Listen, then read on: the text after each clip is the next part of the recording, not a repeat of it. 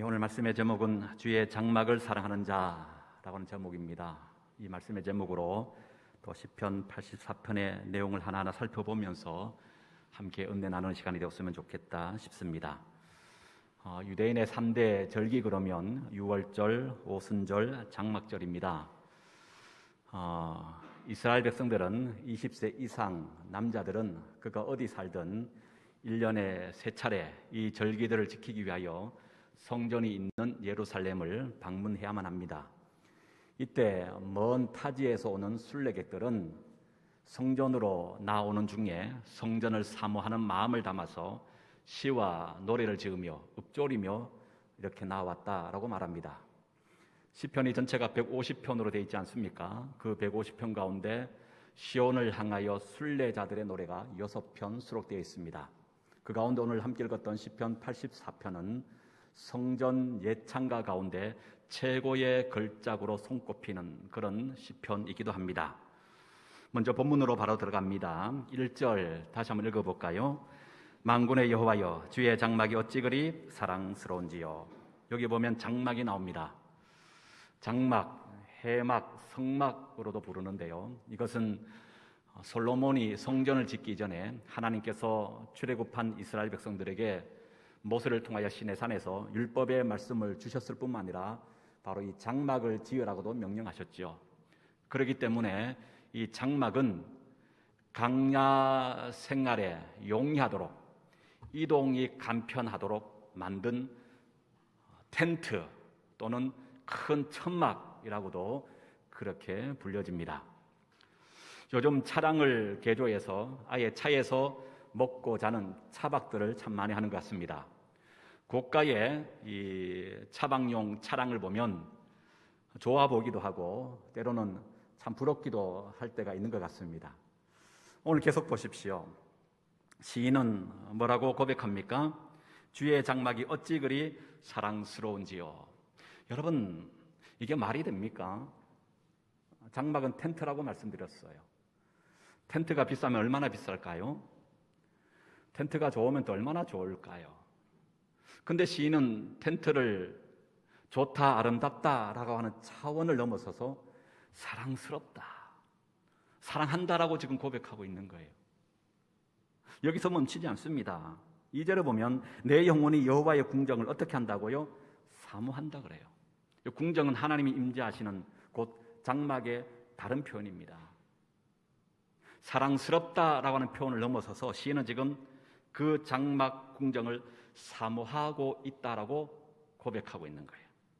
나아가서 3절에 보니까 나의 왕 나의 하나님 만군의 여호와여, 주의 제단에서 참새도 제집을 얻고 제비도 새끼둘 보금자리를 얻었나이다. 이건 무슨 말이냐면 마치 제비가 이 처마 밑에서 집을 짓고 들락날락하지 않습니까?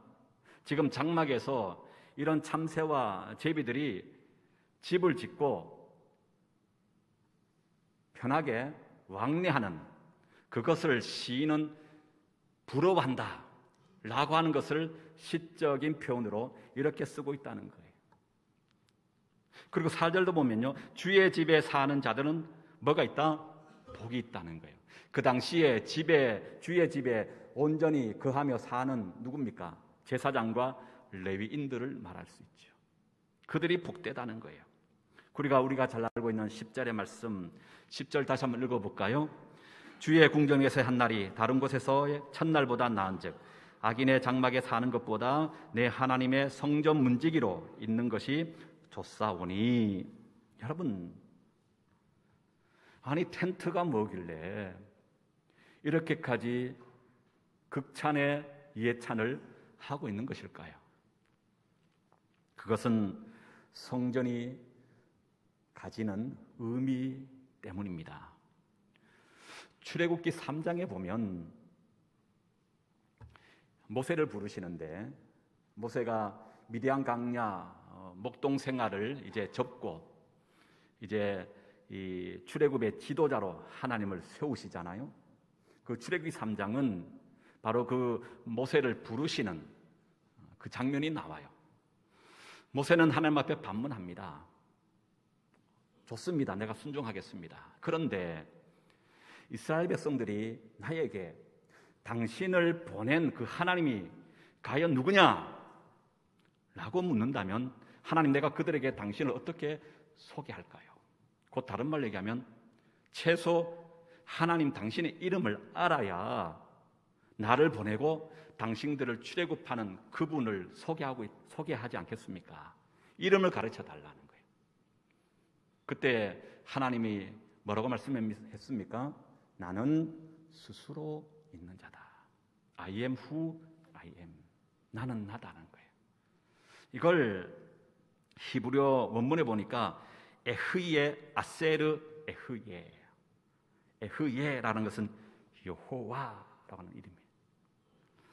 그래서 원문에 가깝게 번역하면 여호와, 나는 내가 되고자 하는 대로 될 나일 것이다. 더 모르겠죠? 쉬운 말로 얘기하면 내가 너와 항상 함께 있어 내가 누군지 하나하나 밝히 보여주겠다라는 거예요. 여기 특별히 함께 한다, 그한다라고 하는 히브리 단어가 샤켄입니다. 그러니까 지금 모세는 타오르는 떨기나무 불꽃 속에서 모세와 이스라엘 백성과 늘 함께 하시는 샤켄 하시는 여호와 하나님을 만난 거예요. 민수기 5장 3절을 보니까 남녀를 막론하고 다 진영 밖으로 내보내어 그들이 진영을 더럽히게 하지 말라. 내가 그 진영 가운데 거하느니라 하시매, 거한다, 샤켄하신 하나님 말하고 있어요. 민수기 35장 34절도 보니까 너희는 너희가 거주하는 땅, 곧 내가 거주하는 땅을 더럽히지 말라. 나 여호와는 이스라엘 자손 중에 있음이니라. 어디에 계시다고요? 이스라엘 중에 계시는, 이스라엘 중에 계시는 함께 하시는 샤켄하시는 하나님을 말씀해요. 시편 135편 21절도 예루살렘에 거하시는 여호와는 시온에서 찬송을 받으실지어다. 할렐루야. 그 외에 이사야 33장 5절, 이사야 57장 15절, 요엘 3장 17절 등등 수많은 성경 구절을 통해서 우리와 항상 함께 하시고 거하시는 샤켄하신 여호와 하나님을 소개하고 있다는 거예요. 여러분, 그렇습니다. 우리가 믿는 하나님이 누굽니까? 우리를 창조하고 만들고 난 이후에 저 높고 높은 하늘에 계셔서 뒷짐지고 그냥 하며 우리를 지켜보고 계신 분이 결코 아니라는 거예요. 우리의 역사의 현장 가운데 침투하여 들어오셔서 우리의 눈물을 나시고 우리의 고통과 아픔을 헤아리시며 우리의 눈물을 닦으시고 치료하시고 회복하시는, 늘 날마다 항상 우리와 함께 하시는 샤켄하시는 하나님이신 줄로 믿습니다. 그렇다면 이것이 그러면 장막하고 무슨 관계가 있는 걸까요? 출애굽기 40장 34절에 보면 모세가 하나님의 말씀에 따라 장막을 다 지었습니다. 그리고 나서 이렇게 얘기합니다. 구름이 해막에 덮이고 여호와의 영광이 성막에 충만하더라. 여호와의 영광이 성막에 충만하더라는 거예요. 무슨 의미입니까? 하나님이 성막 가운데 임했다는 거예요. 그래서 성막이라는 원문적 의미의 뜻도 보니까 거하시는 곳이에요. 하나님이 거하시는 곳, 하나님이 영원토록 샤켄하시는 우리와 만나기를 원하시는 그 장소, 그것이 뭐였다고요? 장막, 해막, 성막이었다는 거예요. 그렇다면 오늘 본문으로 다시 돌아오면 지금 왜 시인은 이렇게까지 장막을 사랑한다, 사모한다, 심지어 장막에 둥지를 틀고 들락거리는 이 제비와 참새 같은 미물마저도 부러워하는 그런 고백을 하는 걸까요? 그냥 단순히 먹고 자는 텐트가 아니기 때문에 그래요. 장막은 하나님이 임재하시는 거룩한 장소이기 때문에 그렇습니다. 샤켄하시는 하나님을 만날 수 있는 곳이기 때문에 시인은 이렇게 장막을 예찬하고 있다는 거예요. 그래서 오늘 본문에 보면 시인은 주의 장막, 여호와의 궁정, 주의 제단, 주의 궁정이라고 표현한 이유가 여기에 있습니다. 개혁주의 신학에 세 가지 모토가 있습니다. 하나님 중심, 말씀 중심, 교회 중심이에요. 여러분, 왜 교회 중심이어야 할까요? 가나안 성도라고 하는 말이 있습니다. 여러분 다 들어보셨을 건데요. 가나안 성도라는 것은 이스라엘 백성들이 약속의 땅 가나안에 들어가기 전에 광야에서 방황하는 그런 것을 빗대어서 여러 많은 이유로 교회를 등지고 개인적으로 가정에서 예배드리거나 또 미디어를 통하여 예배 생활을 하면서 자신의 신앙을 지키고 또 생활하는, 교회를 등지며 신앙생활하는 이들을 가리켜서 가나안 성도 이렇게 말합니다. 2019년도에 목회 데이터 연구소에서 가나안 성도를 대상으로 설문조사하여 발표한 내용들이 있습니다. 그 내용에 보면 2019년 이후 가나안 성도들이 급증하여 전체 기독교 성도 가운데 무려 23%나 된다라고 합니다. 1000만 명으로 했을 때 가나안 성도는 무려 230만 명이나 된다는 거예요. 그리고 신앙 수준을 측정하기 위해 네 가지 유형으로 분류 분석하여 조사했는데요. 첫 단계가 기독교 입문층이에요. 이들은 나는 하나님을 믿지만 그리스도에 대해서는 잘 모르겠다. 내 종교는 아직까지 삶에서 큰 비중을 차지하지 않는다. 그 다음 단계가 그리스도 인지층입니다. 나는 예수님을 믿으며 그분을 알기 위해 여러 가지 일을 하고 있다. 세 번째가 그리스도 친밀층입니다. 나는 그리스도와 가까이 있으며 매일 그분의 인도하심에 의지한다. 마지막 네 번째 단계가 그리스도 중심층입니다. 하나님은 내 삶의 전부이며 나는 그분으로 충분하다. 나의 모든 일은 그리스도를 드러낸다. 여러분, 이 중 가나안 성도들의 73%가 나는 기독교 입문층입니다. 곧 나는 하나님을 믿지만 그리스도에 대해서는 잘 모르겠다. 내 종교는 아직까지 삶에서 큰 비중을 차지하지 않는다라고 응답했다는 거예요. 반면에 교회를 중심으로 신앙생활하는 성도들에게 동일한 설문을 했더니 29%만 기독교 입문층이라고 응답했다는 겁니다. 여러분, 무엇을 시사하는 것일까요? 교회를 등지고 홀로 신앙을 유지하거나 그 신앙을 성장시켜 간다는 것은 결코 쉬운 일이 아니라고 하는 거예요. 물론 잠시 교회를 등지고 가나안 성도가 될 수 있습니다. 그러나 그 가나안 성도의 그 신앙이 교회를 등진 상태 속에서 오래 지속되거나 아니면 영원히 가나안 성도로 남는다면 결코 개인의 신앙에 유익을 주거나 끼치지 못한다고 하는 것을 지금 시사하는 것은 아닌가 그렇게 생각해 봅니다.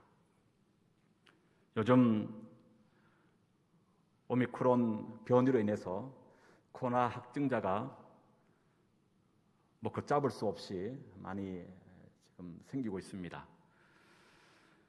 지금 부목사님도 사모님이 확진이 되어서 자가 격리 중에 있어 오늘 예배 참석 못했는데요. 그 외에 우리 교회 성도들 가운데도 확진 판정을 받고 지금 온라인 영상 예배로 드린 분이 있다고 제가 들었습니다. 여러분, 온라인 예배, 물론 온라인 예배라고 한다면 하지만 과연 그 온라인 예배가 현장 예배인 지금 우리와 같은 대면 예배를 완전히 온전히 대신할 수 있을까? 저는 불가능하다고 봅니다.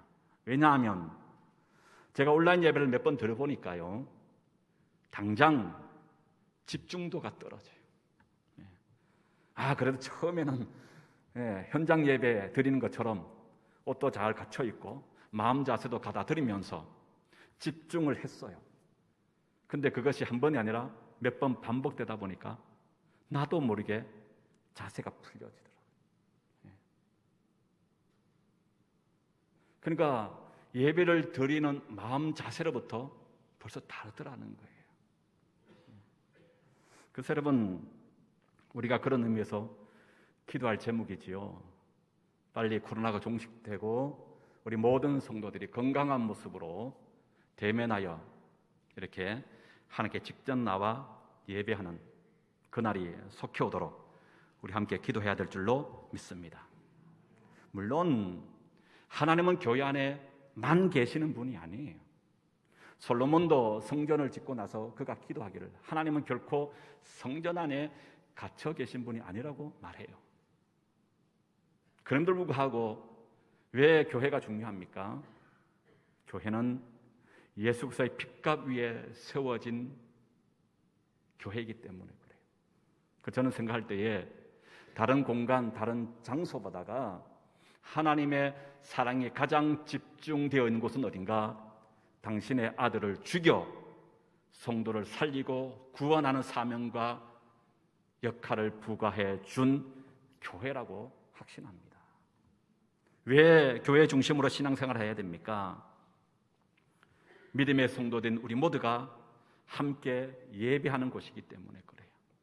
뜨겁게 기도하고요, 또 무엇보다 성도 간의 코이노니아, 친교를 통하여 서로 받은 사랑을 나누고 또 사랑을 받으며 또 나아가서 땀 흘려 사역하는 일련의 모든 신앙활동, 신앙생활을 통하여 우리는 교회 안에 임재하고 계시는 하나님을 그 어떠한 곳보다가 더 깊이 느낄 수 있고, 무엇보다 항상 우리와 함께 하시는 샤케나시는 여호와 하나님을 만날 수 있고 누릴 수 있기 때문, 그리고 우리는 교회를 중심으로 신앙생활 해야 된다고 봅니다.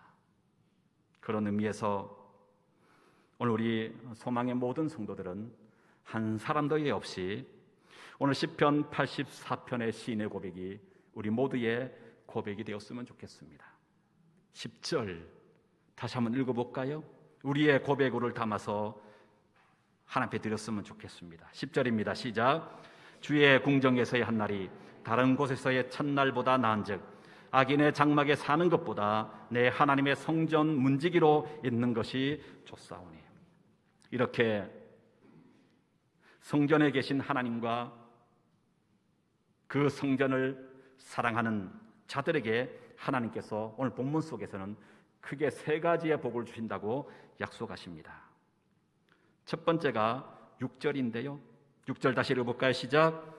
그들이 눈물 골짜기로 지나갈 때에 그곳에 많은 샘이 있을 것이며 이른 비가 복을 채워 주나이다. 여기 보면 많은 샘과 이른 비의 복을 주신다는 거예요. 아멘. 근데 어떤 곳에 눈물 골짜기라고 되어 있습니다. 1번이 나오죠. 밑에 보면 박하 골짜기로 이렇게 되어 있는데요. 박하 골짜기가 정확하게 어디에 위치하고 있는지는 잘 모른다고 합니다.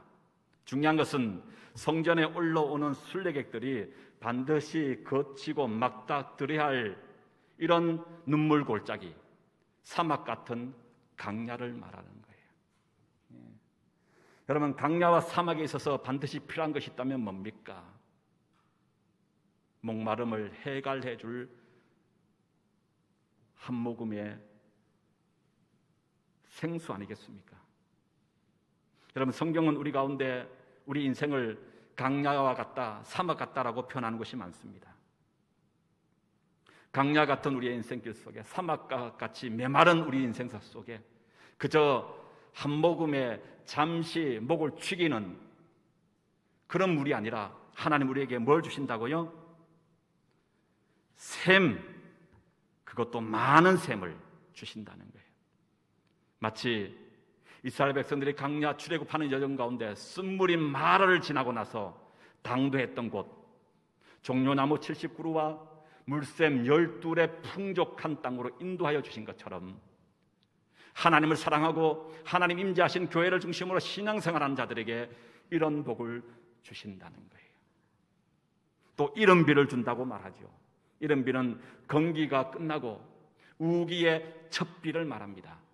이 비가 내려야 곡식이 자라는 거예요. 여러분, 우리 인생사 속에 하나님이 주시는 이런 은혜의 단비, 많은 샘물, 이런 비를 통하여 하나님을 더 많이 경험하고 우리의 삶이 윤택되어지는 귀한 복을 받을 수 있는 저와 여러분 되실 수 있게 축복합니다. 두 번째 복이 있어요. 7절입니다. 그들은 힘을 얻고 더 얻어 나간다는 거예요. 등산들을 해보셨나요? 등산을 하면 가장 힘든 코스가 어디입니까? 처음입니까? 중간입니까? 정상을 코앞에 둔 곳입니까? 저도 가끔 등산해보면 가장 힘든 것은 정상을 코앞에 둔 바로 코 밑이더라고요. 지금 먼 타지에서 순례객들이 성전에 예배하기 위해 방문합니다. 그런데 가장 힘든 곳은 어디일까요? 성전 가까이 왔을 때, 피로가 누적되어져 있는 바로 그때. 그런데 하나님 뭐라 그래요? 우리 인생사 속에 수많은 위기와 어려움과 환난을 통하여 지쳐 쓰러져 넘어져 있을 때 하나님이 우리 가운데 뭐 하신다? 힘을 얻고 더 얻게 하신 줄로 믿습니다. 독수리의 날개침 같은 새 힘을 주시는 분이 우리 하나님이라고 말씀하고 있어요. 마지막 세 번째 복입니다. 11절에 나오는데요, 11절을 봅니다. 시작. 여호와 하나님은 해요 방패시라. 여호와께서 은혜와 영화를 주시며 정직하게 행하는 자에게 좋은 것을 아끼지 아니할 것임이니이다. 여기 보면 해와 은혜가 한 짝을 이루고요, 방패와 영화가 한 짝을 이룹니다. 해, 말라기 4장 2절에 보니까 내 이름을 경외하는 너희에게는 의로운 해가 떠올라서 치료하는 강선을 바라느니 너희가 나가서 외양간에 나온 송아지같이 뛰리라. 요한복음 8장 12절에 보니까 예수께서 또 말씀하여 이르시되 나는 세상의 빛이니 나를 따르는 자는 어둠에 다니지 아니하고 생명의 빛을 얻으리라. 여러분, 태양이 없다면 어떤 일이 벌어질까요? 태양의 온도가 조금이라도 변하면 어떤 현상들이 나타날까요? 설국 열차라고는 영화를 보셨나요? 여러분들은 오직 기도와 말씀에만 전념하다 보니까 전혀 모르시죠? 지구 온도가 조금이라도 낮아지니까 온 세상이 설국으로 바뀌었다는 거예요. 여러분, 하나님께서 그 얼굴빛을 우리에게 비춰주실 때에만 우리가 사는 줄로 믿습니다. 태양과 같은 하나님의 강명체를 우리 가운데 밝히 보여주실 때 어두움의 제약은 물러가고 하나님의 새빛의 거룩한 피조물로 덧입어 주님 앞에 나오게 된 거예요. 그래서 다른 것이 뭐라고요? 해와 함께 은혜가 한 짝을 이루어요. 은혜 헤세드, 받을 자격 없는 자에게 거주신 하나님의 선물이에요. 사랑입니다. 자비입니다. 구원입니다. 여러분, 오늘 하나님의 그 얼굴빛을 비침받아 받을 자격 없는 우리가 하나님의 은혜를 받았기에 오늘 이 자리에 있게 된 것 아닙니까? 바로 그 복을 주신다는 거예요. 방패와 영화입니다. 방패. 창세기 15장에 보면 아브라함이 롯을 구하기 위해서 집에서 훈련된 318인을 거느리고 그돌라오멜 연합군과 싸워 대성을 거둡니다. 그런데 대성 위에 아브라함은 언제 이들이 다시금 쳐들어오는 것 아닌가, 보복하는 것 아닌가 두려워하는 모습을 봐요. 그때 두려워 떨고 있는 아브라함에게 하나님 이렇게 말씀하십니다. 창세기 15장 1절. 이후에 여호와의 말씀이 이상 중에 아브라함에게 임하여 가라사대 아브라함아 두려워 말라 나는 너의 방패요. 뭐가 되신다고요? 방패가 되신다는 거예요. 너의 지극히 큰 상급이니라. 방패가 뭡니까? 모든 적의 위협과 무기로부터 자신을 보호하고 지키는 것이 바로 방패 아닙니까? 하나님께서 우리의 방패가 되신다는 것은 세상의 그 어떠한 시험과 위협 앞에서도 우리를 지키시고 보호하시겠다는 거예요. 그러기에 우리는 주님과 함께 뭘 얻어요? 영원한 영화를 그때야 비로소 누리게 될 줄로 믿습니다. 말씀을 마치면서 여러분 2절입니다. 2절 읽어봅니다. 시작. 내 영혼이 여호와의 궁정을 사모하여 세약하며 내 마음과 육체가 살아계신 하나님께 부르짖나이다. 여러분 그러기에 우리는 어떻게 신앙생활을 해야 합니까? 여기 보면 영혼, 마음, 육체가 나옵니다. 이것은 당시에 세상에 인간을 구성하는 세 가지 기본 요소로 생각하고 있었던 때입니다. 지금으로 보면 지정의를 말합니다. 인간의 전인격체를 말합니다. 여러분 그렇습니다. 우리의 모든 전인격을 가지고 우리가 마음과 뜻과 정성을 다하여 먼저는 하나님을 지극히 사랑하는 것이고 두 번째는요 이웃을 사랑하지만 그 사이에 하나님이 임재하시고 삭해 나시는 함께 하신 하나님을 누리고 경험할 수 있는 바로 교회를 중심으로 마음과 뜻과 정성을 다하여 하는 그로 인하여 하나님께서 오늘 또 우리에게 복 주시고자 하셨던 그 약속의 복들을 받아 누릴 수 있는 저와 여러분 우리 모두가 될 수 있기를 주의 이름으로 축복합니다.